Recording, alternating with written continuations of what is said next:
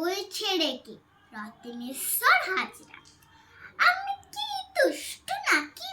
আমি তো মিষ্টি, তোমার পড়াতে দেই না ফাঁকি।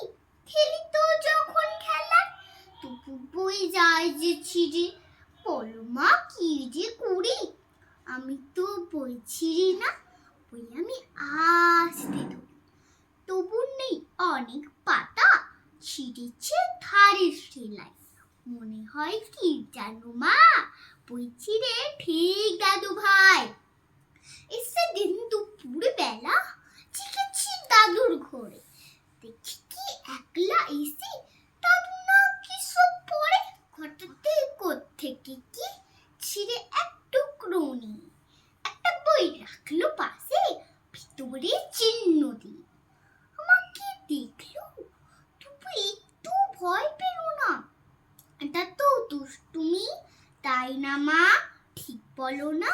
দেখেছি কাল বিকেলে দাদু না আস্তে ধীরে বাবার নীল প্যাডের কাগজ গোটা তুই নিচ্ছে। বুঝলে তোমা, বাড়িতে বইছি রেখে আমি তো নিজের চোখে ফেলেছি দুদিন দেখে।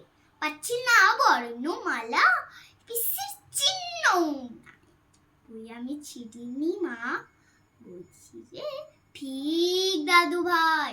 নমস্কার।